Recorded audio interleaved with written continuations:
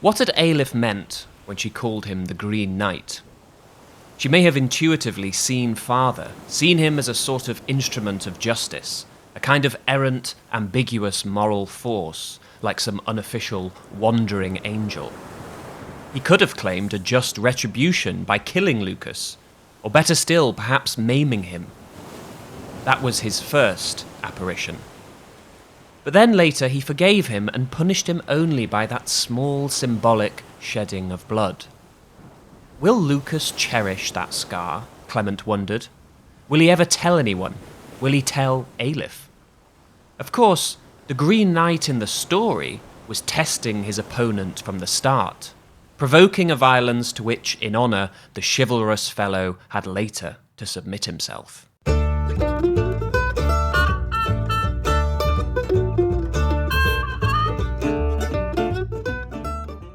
Hello everybody, and welcome to another edition of Ear Read This, Edinburgh's most powerful literature podcast. I'm Ash, your host, and today I'll be talking about The Green Knight by Iris Murdoch. First published in 1993, The Green Knight is Murdoch's 25th novel. Our story is kicked off by Lucas Graif's fumbling effort to kill his own brother, during which he apparently causes the death of an interfering stranger instead. However, in the aftermath, Graif's eclectic circle of friends and family are visited by this same bewildering stranger, miraculously alive and in possession of a very particular sense of justice. Upon its release, Michelle Roberts called it a big, fat, entertaining novel, as rich and full and strange as one of Shakespeare's late comedies. The Green Knight is dense in literary and mythological allusion. While the setting is contemporary London, we are not quite in the real world. Instead, as my special guest makes clear on today's episode, we are in Murdochland.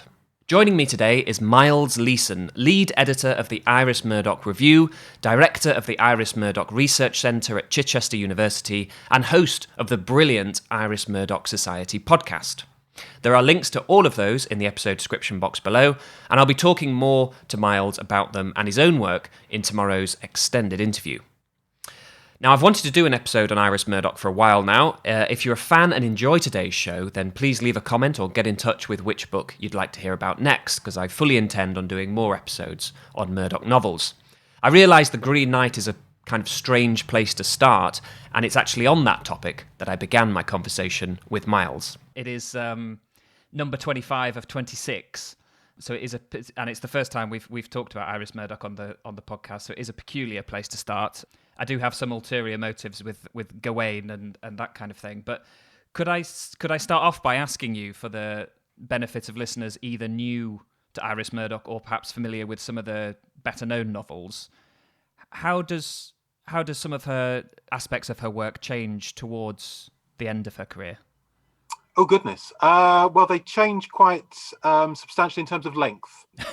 I think you've probably seen that. So when she starts off writing, her novels are 250, 300 pages, and they're quite compact, and the level of detail is there, but it's sort of quite stylized in a particular way. Whereas when she gets into the novels of the 1970s and beyond, sort of mid-1970s and then through into the 80s, through to The Green Knight, which is obviously, this is in the early 90s, they become much more expansive. The ideas are still there. She's still playing around with philosophy, Shakespeare, here, of course, medieval poetry. But yet there's also a sense that she's trying to, I think, explore a fuller range of human emotion, in a sense, and using longer sections of the novel to play some of these out. In fact, I think there's a lot of The Green Knight that's actually quite staged in a way. There are elements that feel like it could work as tableau on stage. There are particular elements, I think, and again, linking back to the development of the Gawain poem, that actually does impact quite significantly on this book. At the beginning of last year, I made an episode on Gawain and the Green Knight, and for one reason or another, I haven't really stopped thinking about that poem. So full disclosure, the reason we're talking about Iris Murdoch's 25th novel first is because of its connection to Gawain.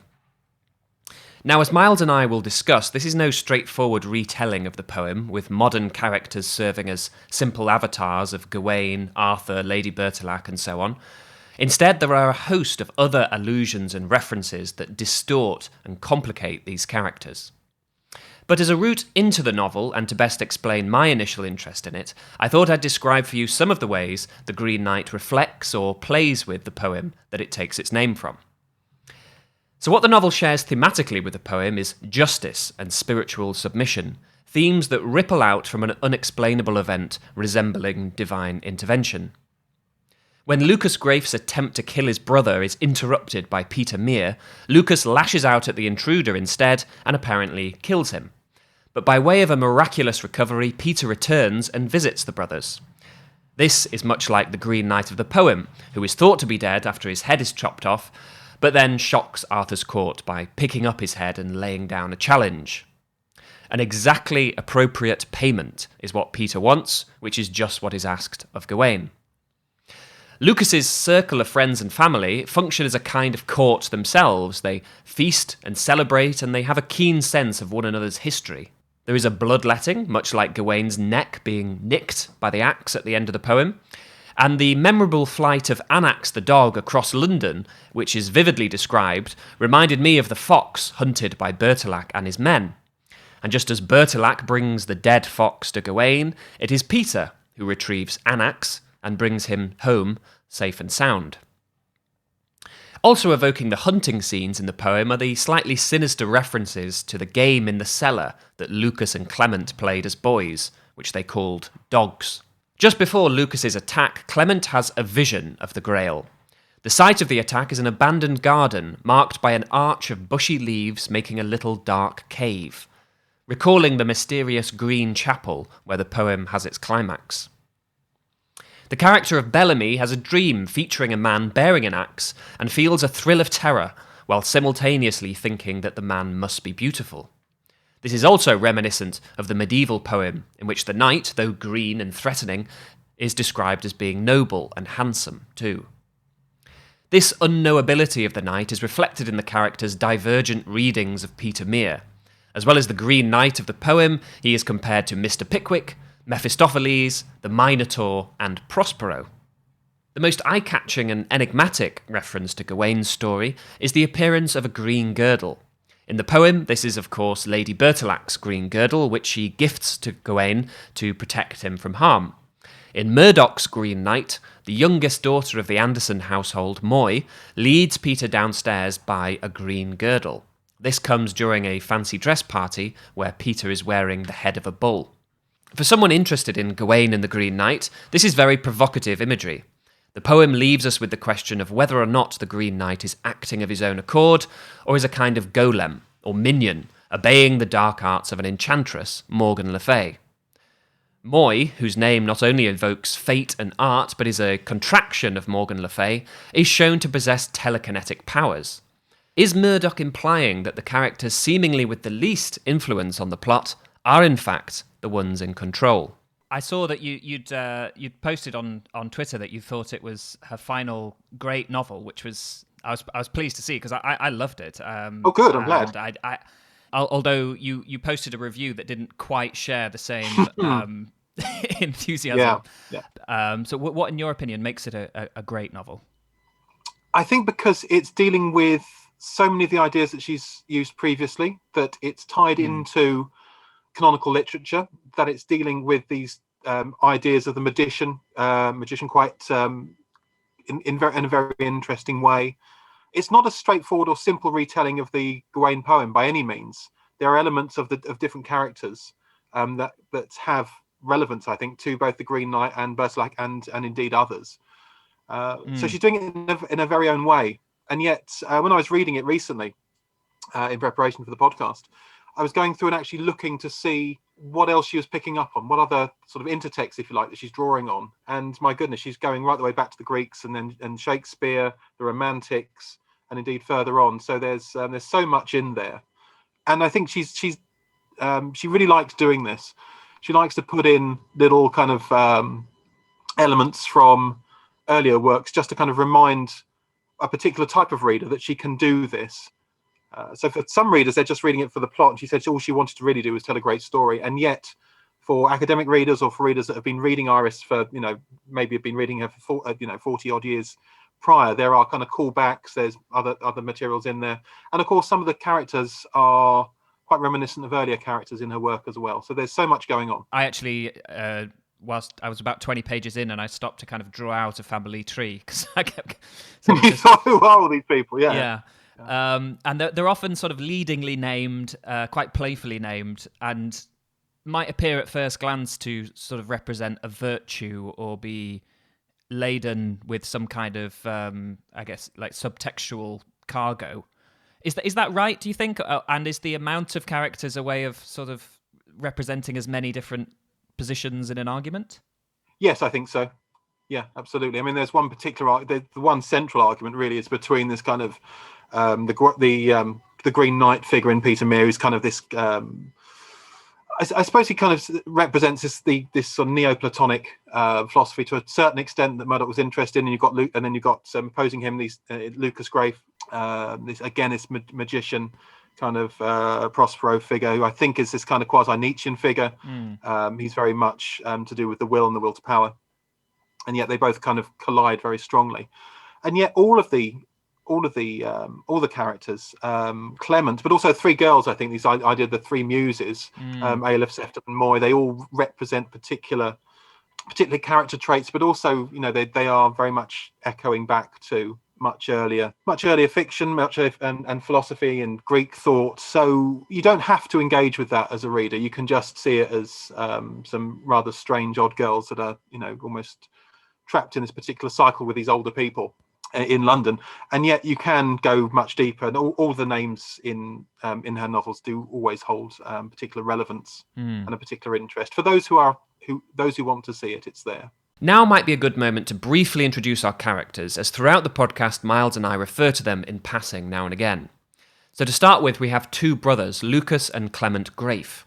Lucas is the elder and was adopted. Now a professor of history, he was a yellowish, dwarfish child, awkward and prone to strange mannerisms.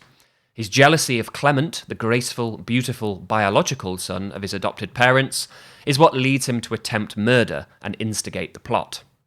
Clement is now an actor, and despite Lucas's continued bullying of him, remains a devoted younger brother.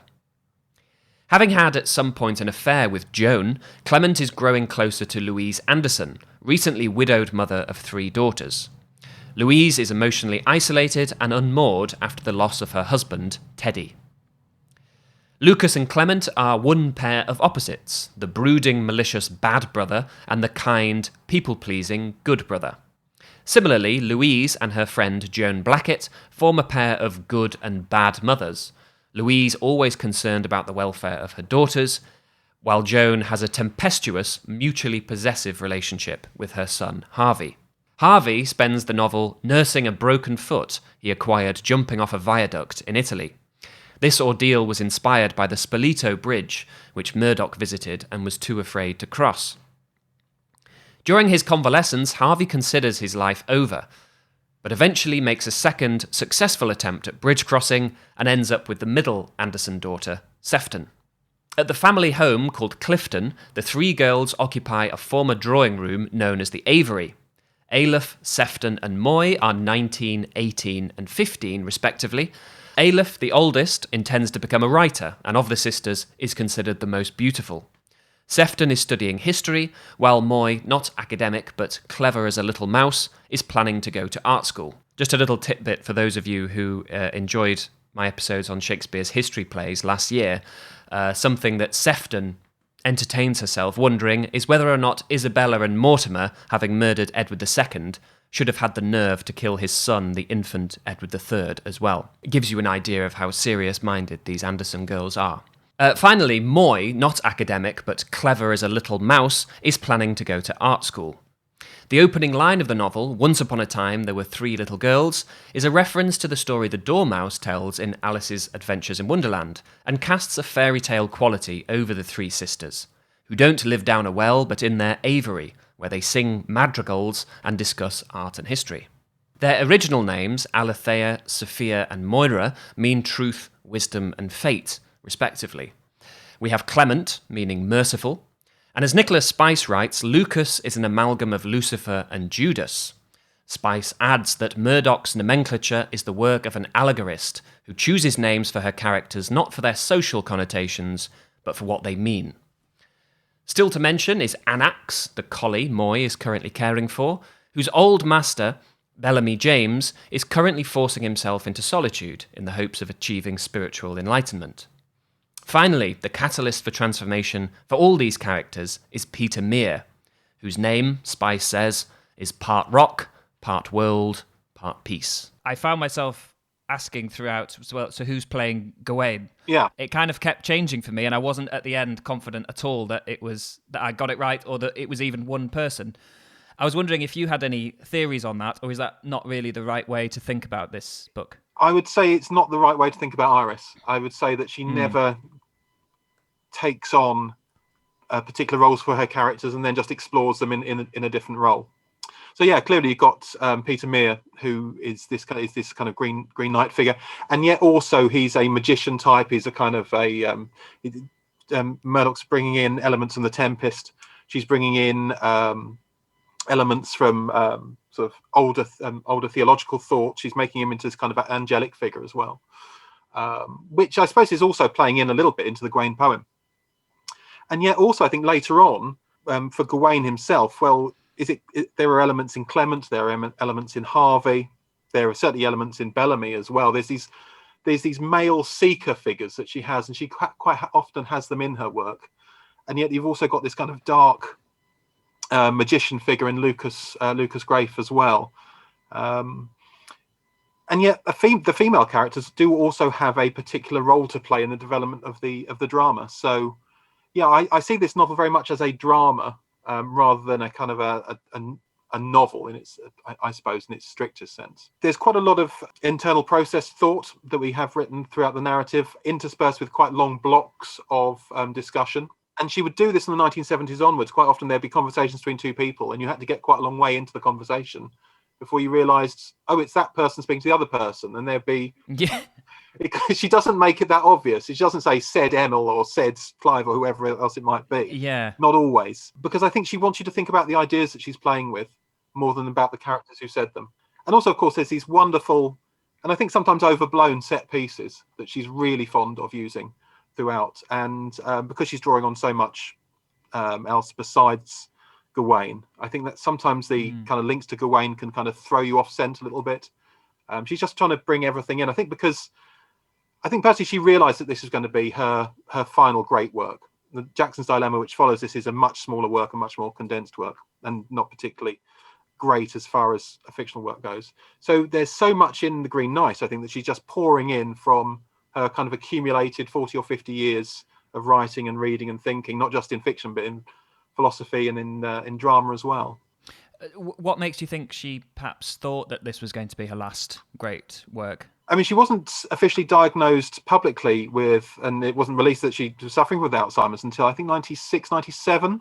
But certainly there's been some work done over the past 10 or 15 years to have a look at how an earlier onset Alzheimer's could have been figuring in her work. And certainly in her last work, Jackson's Dilemma, it's very much a novel that's concerned with loose ends and elements of plot that don't tie up. I think here, much like a Shakespearean comedy, it's all tied up at the end and people generally marry off and find happiness. I'm not sure that Moy finds happiness.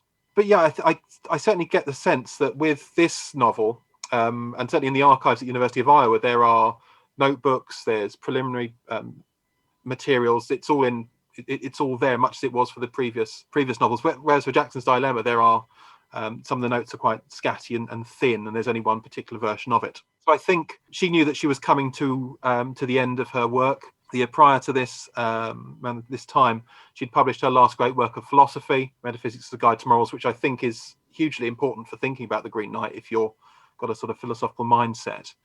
She'd also kind of finished or kind of rejected her final great work on the philosopher Martin Heidegger, which she sort of stops writing in 93. I mean, she's continuing to write letters to various correspondents even into the middle of the 1990s. But as far as academic work goes, there's a sense that I'm getting, having sort of read and thought about Murdoch for the last 20 odd years, that she knows that she's coming to a particular point in time, and actually she's running out of time, and therefore she's putting everything that she knows, not just about how to write novels and fiction and fictionality, but all of her great loves are there in the Green Knight as well. I'm really glad you mentioned it, the conversations going back and forth and not being able to keep track of who's who. Do you think that's a deliberate way of trying to get the reader to consider all of these characters in sort of composite? As we said, there's not really a Gawain figure, but it sort of makes a bit more sense if you regard three characters as as representing sort of parts of that. Yeah, or having elements of them. I think she does this really well with clothing. If you notice that whenever Peter Mere is on stage, I think it's or in view. Yeah. He's got a green umbrella, or he's got a tweed coat that's got a little bit of green, or a green cravat, or whatever else he might be wearing. But then later on, once Harvey and Sefton get together, sorry, plot spoiler, then Harvey starts wearing elements of green as well. And I think there's this idea that green can be a form of spirituality, a form of liberation as liberation. And you see this sort of dotted, this idea of colour play is dotted in throughout. So yeah, I would certainly agree with you. I think you're right that Murdoch wants us to consider that actually there's elements of diffusal of particular characters from particular stories that she's reusing, reinterpreting. Like obviously, Gawain and Green Knight is the most obvious one, but yet right at the very first page, we start off with this chapter called Ideal Children, and it starts off, once upon a time there were three little girls, and they lived at the bottom of a well. Well, that's the story from the Dormouse in Alice in Wonderland. And she kind of understands that although not everybody would pick that up, that there are some people that will. And so then we're thinking about, well, this is a kind of a fantasy. It's a fable. It's not real. So right at the beginning, I think we're not into a realistic London of the late 80s, early 1990s by any means. We are in a kind of a magical play space, not unlike Midsummer Night's Dream or something like that. We're on a kind of a stagey version of London, because let's face it, in this novel nobody goes to work, nobody does any real nobody does any proper graft, and indeed they're all quite they're moneyed, they're quite well to do, they're upper middle class. There's a kind of cliched Australian barman, Kenneth Rathbone, of course, but most of them are quite free to just almost do what they want and have these kind of expressive parties or singing parties. There's no TV, for example, that the girls have. Nicholas Spice writes of the Anderson girls that by the age of 6, the children enjoy Beowulf and Greek myths. At 8, they devour Dickens. By 12, they have read most of Shakespeare. Television is anathema to them. Audio, video, and disco, just Latin verbs. The comic precocity of the sisters and their detachment from the mannerisms and clutter of the modern age encourages the fantastical atmosphere of the novel. Even though we have one foot in the late 20th century, it is as if the novel is so overlaid with centuries gone by that the appearance of a modern artefact can feel like an archaeological curio. According to Murdoch's biographer, Peter Conradi, she colonised the century and gave it back to us as myth. Sometimes an aspect of the 20th century world is inserted, as it were within inverted commas, into the mythology. Such emblematically selected features of modernity seem as poetically mysterious as the mythical intensity they enliven and contradict. So just as we have relics of the Gawain myth, confused or distorted by their proximity to other mythic resonances, the ornamental landscape is similarly disordered and discoloured. As Clement says, pieces of the story are here, but aren't they somehow jumbled up and all the wrong way round? Despairing at this lack of order, Clement predicts that he will go on blindly and secretly jumbling all these things together and making no sense of them as long as I live. Maybe every human creature carries some inescapable burden. That is being human, a very weird affair.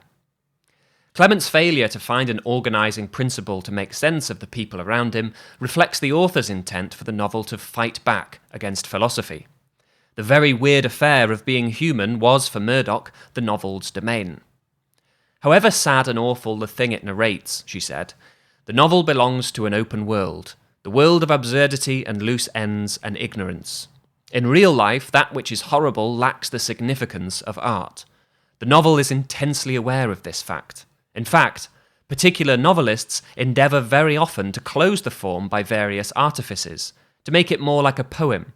And this may work, but but I think that the nature of the novel is somehow that a sort of wind blows through it, and there are holes in it, and the meaning of it partly seeps away into life. So for all of its jumble of allusions and mythic intensity, Murdochland aims to be more lifelike than those closed forms in representing the bagginess and flimsiness and horribleness of existence. Murdoch identified less with closed-form novels, saying instead that it was with Dickens, George Eliot or Proust that I feel I'm in the world where great art belongs.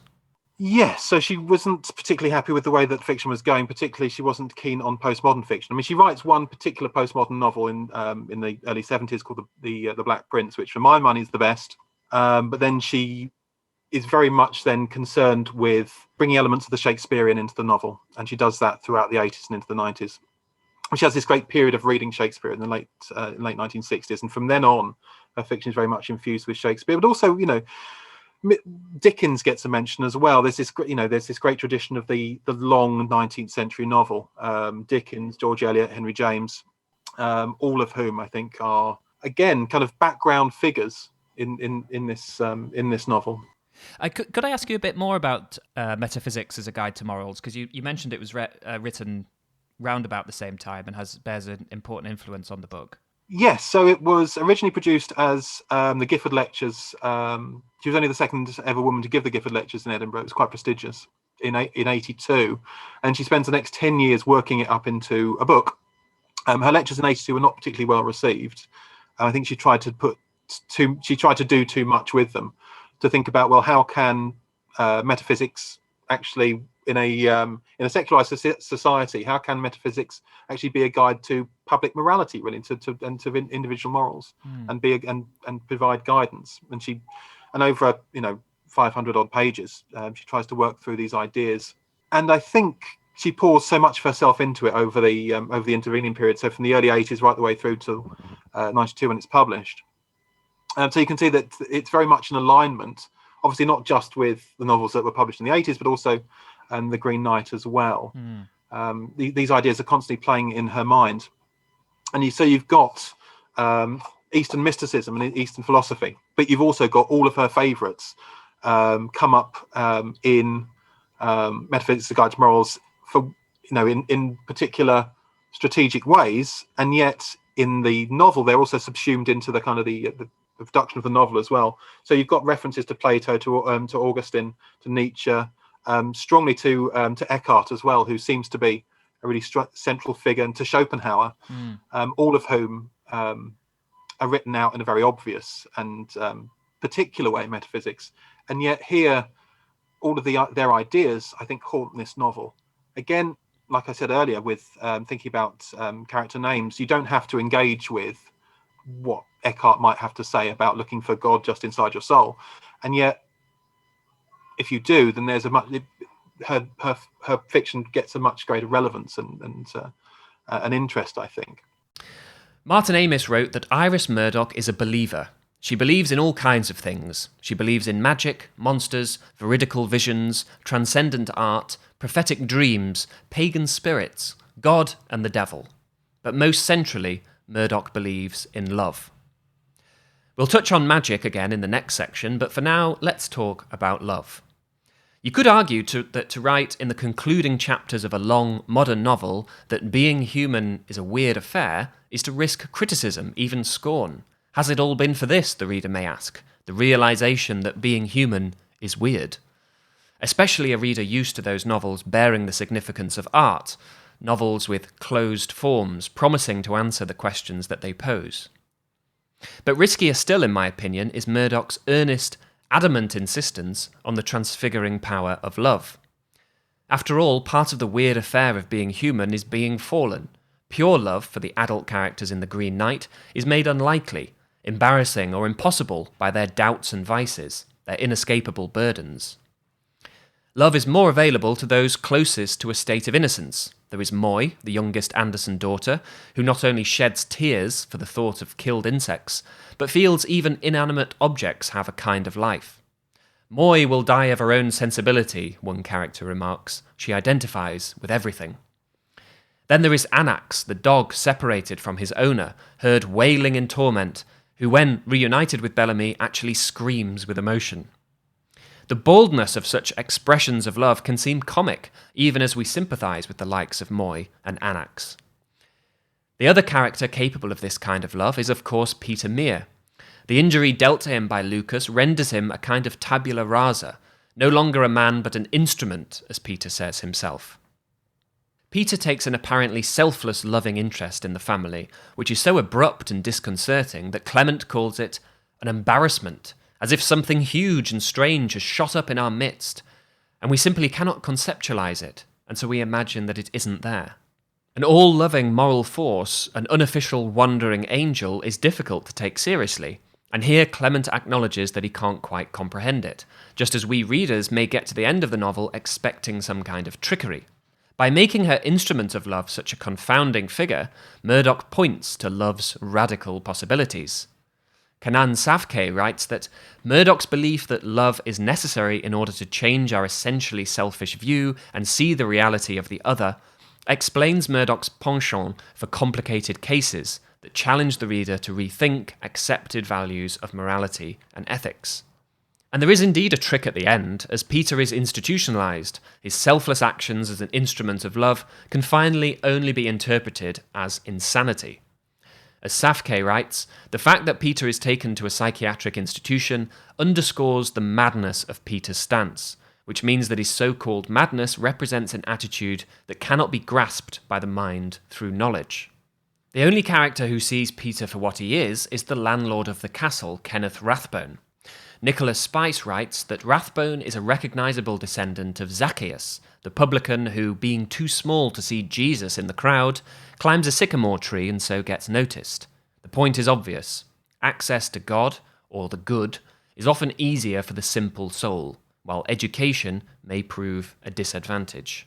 One thing I've noticed in the world of Murdoch's novels, there's occasionally a quite kind of casual acceptance of sort of supernatural phenomena, which is quite funny and strange. Like in The Nice and the Good, there are these recurring UFOs which are just there and not really delved into too much. Of course, it's the children that see them. Yeah, it's just the children that see them. And here there's a character who's sort of quietly practicing her telekinesis.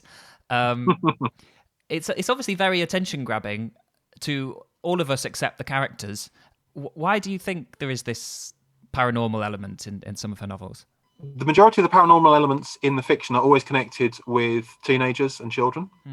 It's often assumed, I suppose, in when you're thinking about the paranormal, that quite often poltergeists and other paranormal activity quite often in the literature manifest themselves around teenage girls. So I think that's why Moy is kind of gifted in the novel with telekinesis, or, you know, vague telekinesis. She doesn't do that much with it. She moves stones about. She could, I think, perhaps do far more if she really wanted to. And yet she's also tied into this much more naturalistic, ecological mindset, whereas the Aleph and Sefton are the intellectuals, and it's said that Moy is not an intellectual. She does art, and she does, you know, she's connected with the earth, really. But yeah, like you say, Nice and the Good, you've got the UFOs, you've got UFOs again in The Philosopher's Pupil from the early 1980s. You've got ghosts, you've got a quasi-vampire in another novel. And they're always connected to young women, and I think to not just to adolescence and development, but also to this idea of magic surrounding usually young characters that connected to reality and connected to the earth, and connected to. And it's interesting actually to think about this idea of renewal within this novel, and how renewal is connected to some of the young people, but also those who are enlightened and can see it. So yeah, it's a whole area of discussion and development, I think, for Murdoch studies more generally. But in this novel, it's very much a working out of anxiety as well, and about finding one's place in the world. Yeah, it's haunting sounds like a rubbish pun, but it does. No, you're really left with it, and it does seem in both those novels, Nice and the Good and The Green Knight, it does seem like something that the adults have lost, a sort of a sensory world that they've lost somehow. They're concerned with the world, aren't they? They're concerned with relationships between themselves, and also I think quite often they're looking back to the past, whereas these young women are again looking at towards the end of their childhood. But also they've had the disruption of the death of their father, which occurs prior to the novel, to Teddy Anderson. So I think that kind of rupture in life is an important one for a lot of Murdoch's adolescents, and quite often that's also connected with the imaginings of the supernatural. In his classic biography, Peter Conradi writes of Murdoch that while sternly sceptical in so many ways, for example about psychic research, which she deemed dangerous rubbish, she was enthusiastically credulous in others. During the writing of The Green Knight, Murdoch attempted to perform telekinesis, the ambiguous gift that she grants to her character, Moy. In this typically casual appearance of the supernatural, we hear that Moy accepted her gift as a strange, not unfriendly presence or form of being which joined her life with the life of things. Only sometimes, for it had various manifestations, it frightened her. Earlier we talked about how commonplace modern items like fax machines, by sharing the same textual space as items of antiquity, take on a kind of mythical equivalence to grails and green girdles. Similarly, the specific magic of Moy's is normalised by its proximity to instances of everyday magic. When she and her sister Sefton clear the kitchen scene, it is, as usual, by magic. It is not the only time the word scene is used to impose a theatricality on the action. When a character appears for the first time late on in the novel, they announce in a Shakespearean spear carrier-like way, "I am a newcomer to this scene." When the staginess is revealed like this, and we see behind the curtain or catch the scenery wobbling, we can't help but reconsider characters explicitly linked to theatre. The actor Clement, a wardrobe mistress. We may begin to suspect that those who make scenes for a living might be responsible for the fantastical, diverting scenes in the novel. Linda Simon writes that in The Green Knight, Murdoch offers a keen satire on the way we create fantasies and diversions to protect ourselves from moral complexities and spiritual vacuity. For all of this dense complexity of introspection and analysis, there is this quite comical contrast with a very simple motive at the sort of heart of the events. The inciting event of this novel is a brother wanting to kill his brother. And yes, when asked why, he sort of shrugs it off as, well, why did Cain want to kill Abel? And so it's not just simple; it's almost stereotypical. Is that? I found that really quite funny, especially given who it comes from. Lucas, the academic, and the most sort of character that everyone thinks is so enigmatic, having this very sort of straightforward motive. Is this because the plot is less important, or is it simply because the exploration is more interesting? I think the plot is important. I think Murdoch tries very hard to keep all of these kind of disparate elements in play. I mean, there are quite long sections in the novel where Lucas is just not there, and Murdoch is able to write him out by saying, well, he never goes to parties, he never socialises. And of course, she kind of lets him off the hook at the end by letting him go to America with Aleph, and have a really nice life. Yeah. And you think, well, actually, hang on, isn't there some? Peter Mere talks about justice. Is there any justice at the end of this novel? But for Murdoch, she would say, well, actually, that's just how the world is. Well, the world is messy. It's just full of chance. She calls it the thinginess of the world, or the messiness of the world. That actually sometimes justice doesn't work, and yet we've all got to find it within ourselves, as she says, to be merciful and allow mercy to be shown to us. So that's, I think, an important element of the novel. Yeah, and that's another sort of comic flip of the novel, is that the Peter Mere, the sort of inverted commas Green Knight stand-in, appears to be replaying the beheading game of Sir Gawain and the Green Knight at first, demanding an appropriate, I think he says, an appropriate payment or an retribution, basically saying, do the same violence unto to Lucas as he did unto Peter. But then he changes his bargain completely and says, actually, I've become very fond of your family, having observed them, and I just want to get to know them. Yes, I think that's quite disconcerting, isn't it? It is, yeah, really strange. If anything, it's more disconcerting than the original offer, I would say. Yeah, and I'd like to kind of go back to what I was saying earlier about this idea that it's not a realist novel in that sense. It's very much a I'd say it is a novel of ideas, and it's a staged novel of ideas, but it's using the stage of a kind of a London set. And of course, this we get a very strong sense of London as a real place, particularly when Annex, who I'm sure we'll discuss later, runs away and tries to get back to North London. There's the cycling through the London parks and the driving to try and find him as well. But yet there's certain things, certainly with the interior scenes, whether it's in Lucas's house or in Clifton, that feel very much as if they could be put on the stage, and that the players in the novel, the characters in the novel, are expressing particular ideas. And I don't think that's not to denigrate the novel at all. I think it works very well like that. But I think Murdoch develops it in this way in order to hold all these disparate elements together and to make sure that actually there is a particular ending, even though maybe the ending isn't as satisfactory as perhaps we might have imagined. That was probably the part that felt the most Gawain-y, was these indoors locations where everything is said and hashed out. Yes. And sort of set up. And for the first half of the novel, it could almost feel like you're not necessarily in a particular city. There are these basic two, like you said, sort of stage sets, and we don't see much in between, other than the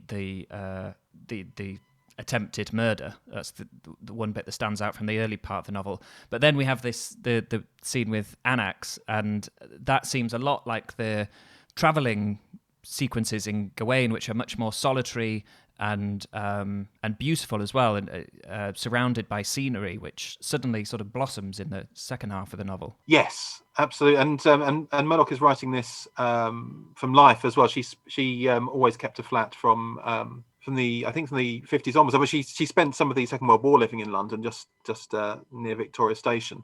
But then she always kept a flat in Cornwall Gardens in London, and spent half the week there and half the week in Oxford. Not just when she was teaching in London in the 1960s at the Royal College of Art, but even after that, right up until her death.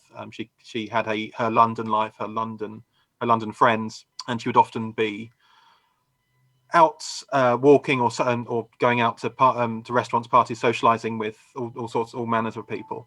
So I think she's one of the great writers of London, along with Dickens and with Woolf. I think certainly one of the best of the post-war writers of London. And yet, in the first draft, she got the direction that Annex would travel in wrong.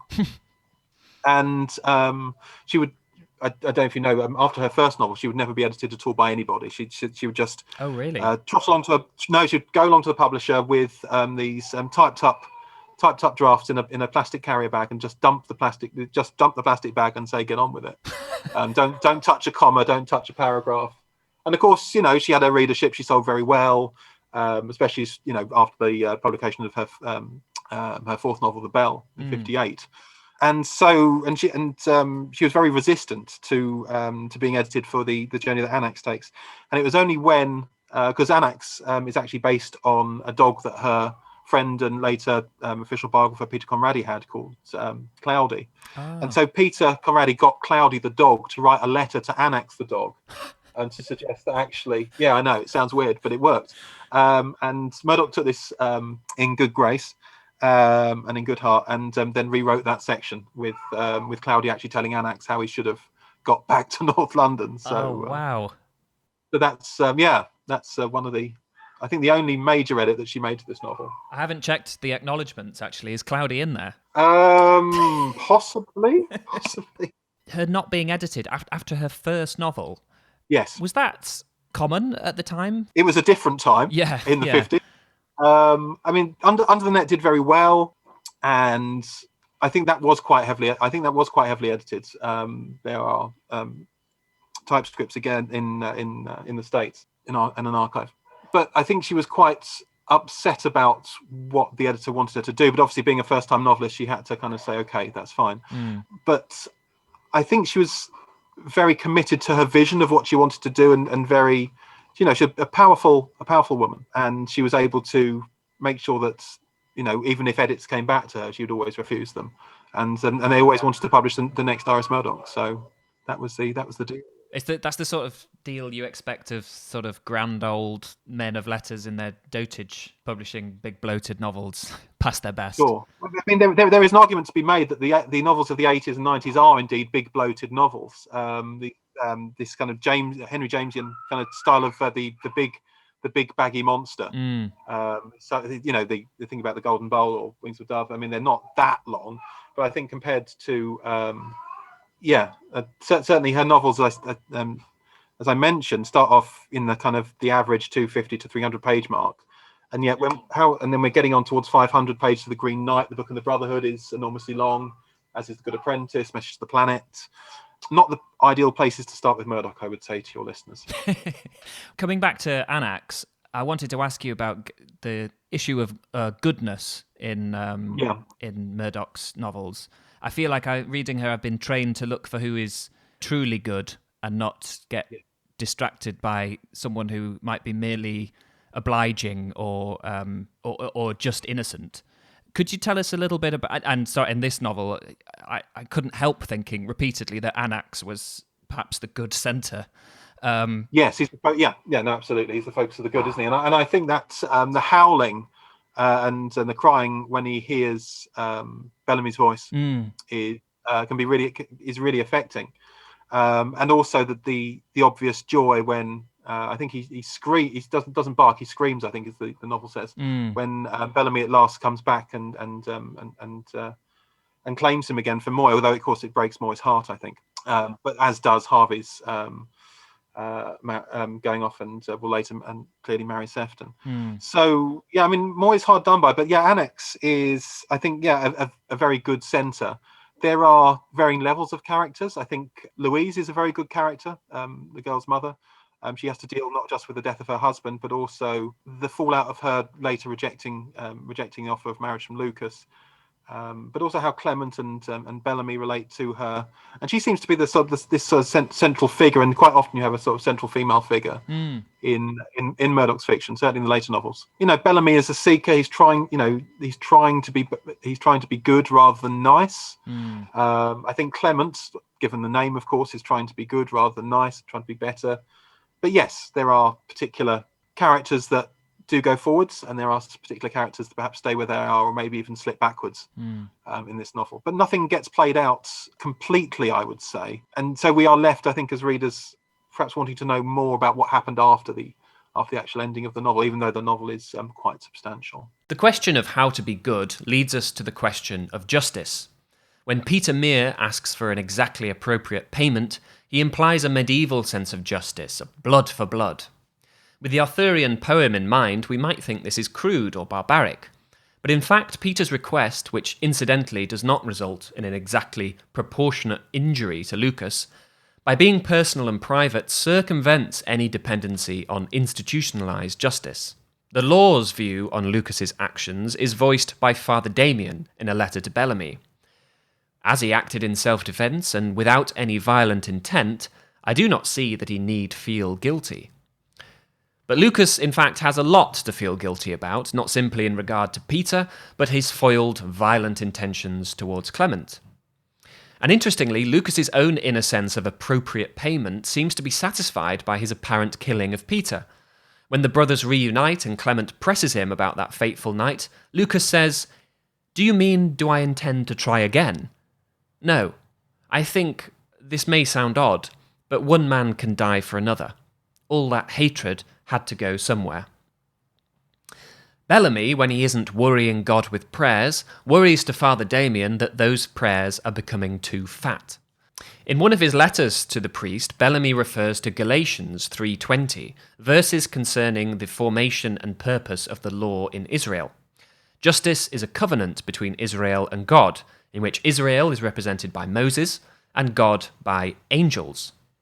Peter, who at one blinding moment appears to Bellamy to be composed from light, is strikingly angelic in much of his behaviour. His sense of justice is a loving one. He fulfills what Bellamy idealises angels to be, a kind of celestial, supportive older brother, loving, dependable and strong. Peter Mere's family motto is "Virtue follows strength," taken from Murdoch's own Irish ancestor, Alexander Richardson. After Peter is institutionalised, the family receive word of his death from his doctor, who says his patient seemed to be kept alive by his courageous will to accomplish certain ends. These accomplished, he relaxed into a calm submission to an inevitable death. It's interesting that you mentioned A Midsummer Night's Dream, because a bit like the sort of dual roles there and the kind of, what's the right word, sort of tiers of groups of characters, I felt there's something quite similar here with the rival magicians and then the two sort of matriarchal figures. Sure. I mean, maybe there's even three, actually, counting Cora, but there's Joan and Louise. There do seem to be these sort of pairings, and sometimes they're quite distinctly drawn. You know, Lucas and Clement, for example. You can't help thinking of them as good brother and bad brother at times. Definitely. Is there something to this sort of there's a wider symmetry that's sort of like pairings like Peter and Lucas, and then the two matriarchs who Joan in particular sometimes gets called a bit witchy. Yes. So you're tempted to go, well, two wizards, two witches, maybe. Witches, yeah. You're absolutely spot on to see that going on, and it's necessary, because if you're going to pair people off at the end as you would in as Shakespeare does in his comedies, then you do need to have these particular images and these particular characters that will, serve the narrative and produce the plot. But also, I think you need to, at least Murdoch needs to have these kind of these opposites or figures, shadowy figures, and some of these minor characters are quite shadowy figures, I think, in some regards, that do provide support for some of the elements of characterization that Murdoch is trying to work through her major characters, and provide them in a sense with a kind of a form of mirroring, but also a form of ballast. I think some of these characters make the reality of the major characters actually more prominent and more obvious. So yeah, you've got it with Clement and Lucas, but also, of course, the this kind of, as you see, these magician figures that I think Murdoch is drawing very much on The Tempest here. But I think you also have it between Louise and, as you say, some of the other older female characters in the work as well. I think Louise is trying to kind of negotiate after the death of her husband, and also the whole development of the narrative, that actually she needs to kind of reimagine her own identity. And I think by having a range of middle-aged female characters that she can kind of distinguish herself against, so that's actually really useful. Yeah, because I suppose she, like a couple of the other characters, there are these strange sort of transitional moments. There's handsome, youthful Harvey, who suddenly has a rotting leg. Yes. He sort of blows it up as a rotting leg, and feels, done for. Yeah, my youth is over. I've got this, I've got a slightly painful broken leg that really needs yes. Just keep off it for 6 weeks. It'll be fine. Yeah. Read a book. And then, like you say, Louise, who there is a hint of more than a hint of a bit of a frisson with one of the other characters, but that seems to have been long dead. She seems to be past that point. In fact, she's sort of she seems to be encouraging, I think it's Clement, onto her daughter instead. So it seems like the gaps between some of the ages are really quite odd and have maybe perhaps recently shifted. Yes, and of course, the Murdoch, they hadn't shifted. I mean, she was in her youth and into her early, into her 20s, 30s. She was enthralled by particular older men, enchanter figures, who she would then have relationships with. So I think with readers reading it now, it does jar that Louise is saying to Clement, "Why don't you, more is interested in yours. Sefton's interested in you. For Lucas, Lucas is teaching Sefton, but is there some kind of sexual frisson going on there?" And of course, he goes off with Aleph, who is 18, 19, and he's 40-ish, 45. Yeah. And it's all kind of not exactly swept under the carpet, but it's kind of, in a sense, celebrated. And I think these kind of the discrepancies, and also Harvey, of course, earlier on with the older woman, it's celebrated as almost like this kind of Greek sort of master and master pupil relationship, which obviously it is for Lucas and Aleph. So Murdoch is a little bit out of time in that regard, and yet we might say, well, it's just that's playing into what we now see as this kind of trope of the abusive older man, and I think it partially is. But Murdoch didn't quite see it like that from her own experiences. I mean, she did have some very disturbing and damaging relationships with with particular men earlier in her life. You do also think, reading the novel, well, I mean, who else is there? The world becomes so sort of concentrated on these characters that there's if people are going to pair off, there's only limited choices. There aren't lots of eligible men of an equivalent age. Sure, although Aleph and Sefton, of course, have got both get offers from Oxford, so they could disappear and go and have a particular life after that. For Moy, perhaps, as you say, it is limited. But Moy is, I mean, the reuse or recycling of the Leader and the Swan myth with Moy in the Thames is particularly disturbing. I would say, and I'm not sure how well that works. And yet Murdoch, I'm not going to say she shoehorns it in. I think people have to read it and see for themselves. For me, it feels odd and disjointed. But again, that idea of the raping of Leda by Zeus in the form of a swan, and then how Murdoch deals with Moy in the river, and then how she has to almost have this kind of shameful journey back to Clifton is a very odd one. But yeah, I mean, that touches on a lot of earlier points about these intertexts that Murdoch's using. But certainly, as you say, there are in the play, obviously you've only have particular certain players. You can't have people going and get married off stage, because that would spoil the development of the narrative, right? So who are you going to marry them off to? You mentioned the older woman that Harvey's involved with, Tessa. Tessa, yeah. We haven't spoken about her yet, and she has an important role to play in the ending, which is a bit of a rug pull after having what appears to be a not comedic but classic comic ending, everyone being paired off, and Peter Mere being almost angelic, a figure of good and harmony. He's revealed to be a madman and a mad butcher. A mad butcher, yeah. And is rapidly sort of swept away. What do you think is behind this kind of disillusioning end? And of course, later we find, perhaps you don't want me to spoil the plot. I mean, you can take this out. Oh no, go for it. We know that Peter then dies, which I think actually is probably for the plot itself a good thing, because it then, I think, alleviates some of the pressure that the other characters are under and allows them to go and have a life. Peter exits the scene through death. Lucas exits the scene by going to America, and it gives them a bit more breathing space, a bit less pressure, the rest of the characters. Yeah, and I think the disillusionment of the end, although later on, some characters do get a happy, in inverted commas, ending, Louise, Clement, Harvey, etc., is to say, well, that's life. Some death is going to happen to us all. The novel is saying, and yet we've got to make the most of the time that we have here. And so the romantic pairings off, and this kind of hugely, I think, eros infused element with the marriages. But also, I think there's this questioning about how sex can be a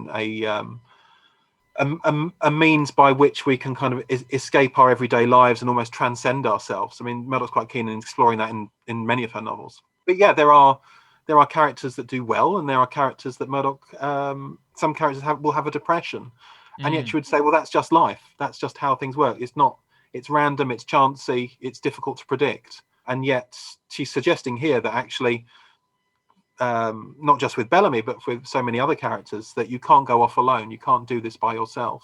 But actually somebody who's perhaps angelic or spiritual, like Peter Mere, is able to go and do this.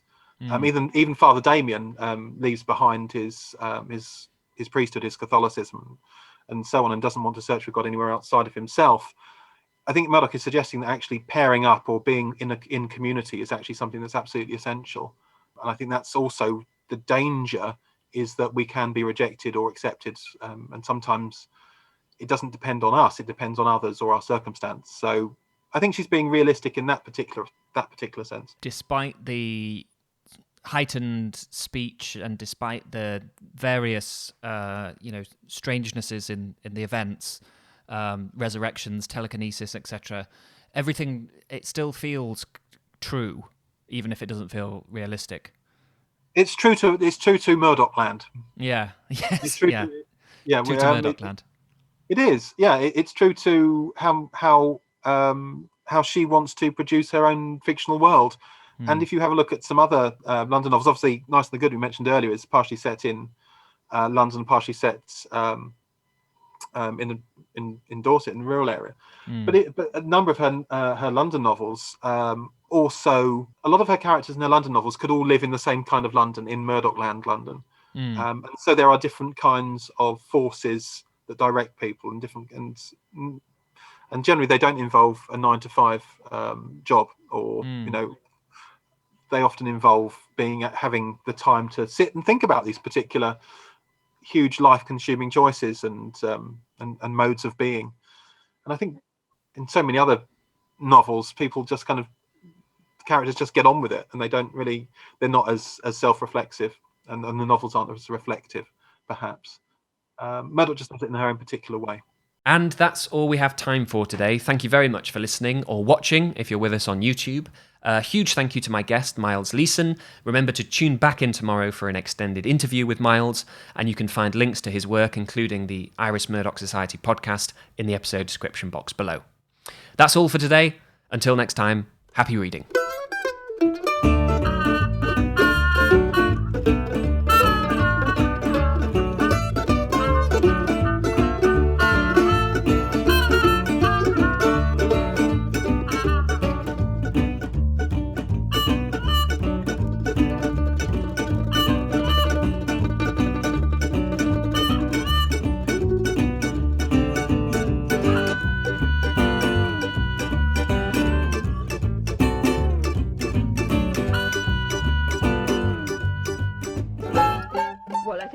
Very little great art, and one reason for this is that both the artist and of course the consumer too,